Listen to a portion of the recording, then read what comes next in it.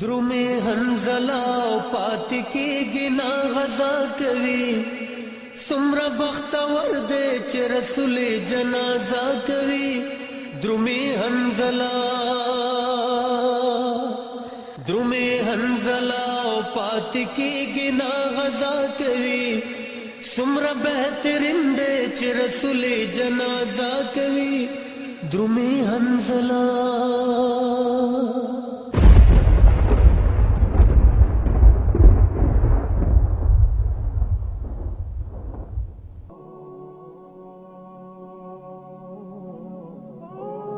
حنظله رضی الله عنه تاسو پیژنئ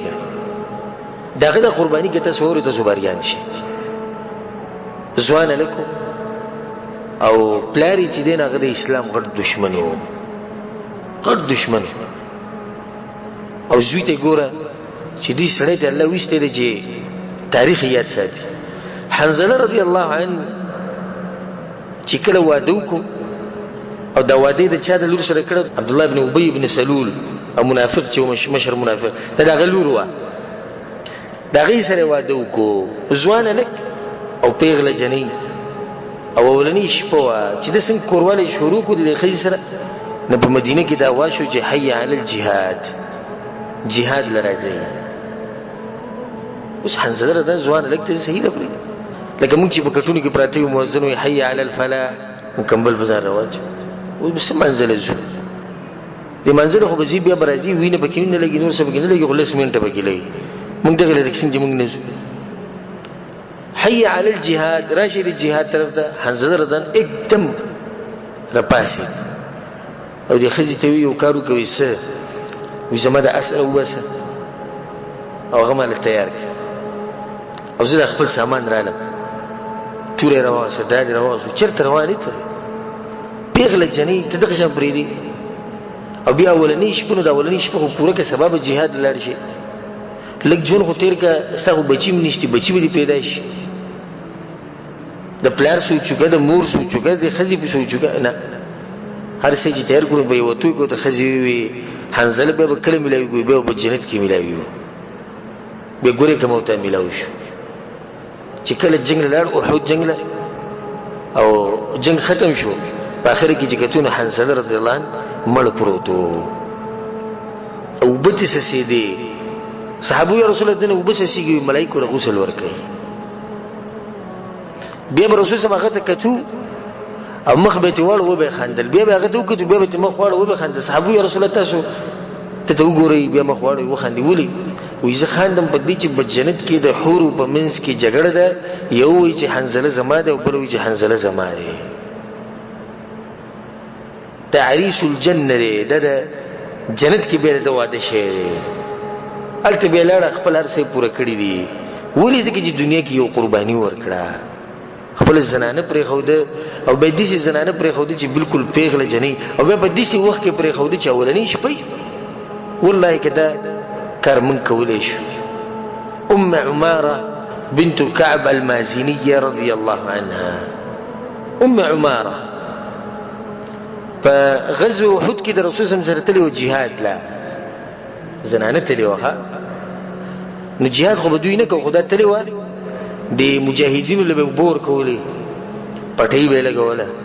مشرخه زو مشرخ دغه له تلوا په دې منځ کې پر رسول صلی الله علیه وسلم څخه حالت راغلی او غسیرت موږ بیان کړو تاسو معلومي چې په منځ کې دې سي आवाज پکې موږ چې رسول صلی الله علیه وسلم مرشه او به دا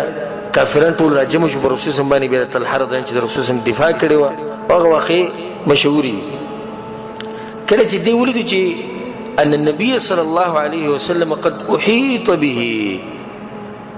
رسول صلی الله علیه وسلم خلق چا پیری شي دي کافران او دا به دغه طرف تیریدا او بلاس کې سره وبوي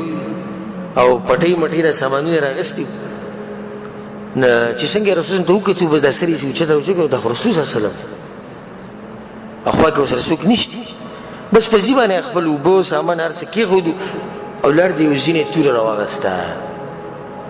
او میدان جهاد ته دغه مشر خزره کوزه شو لګیاو د دې غټو کمانډرانو سره داغه سړو سره لګیاو چې هغه په دې جنگونو کې تجربه و داغه سړو سره لګیاو چې دغه سره مقابله ډیره ګرانه و دا سره لګیاو او تقاتل اشد القتال سخت جنگ په دغه ورځ باندې ام عماره کړي او دیارلس گزار به د توري لګیدي دیارلس گزار د توري دیارلس گزار به لګیدل خو د یو گزار ډیر خراب کړو اکم چې 60 سره لګیدل هغه به بیا غنخه به پاتې شو نه په روایت کې راځي چې کله هغه د جنگ کو رسول الله صلی الله علیه وسلم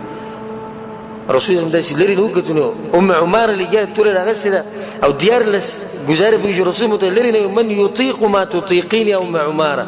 وي دغه طاقت بچا کې کوم چې پتا کې دی وي دغه طاقت بچا کې دی کوم چې پتا کې دی دغه بچا کې نشته چې کله ارسه ختم شو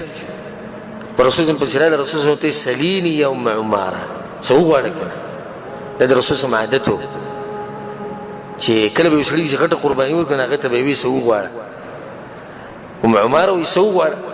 هغه زمونږ زنانه اول خدای کار کولای شي کوي به چې ته سره زر وې چې کپڑے وې ام عماره وي سو غواړه هغه وته وي یا رسول الله الله تسوالك ان نرافقك في الجنه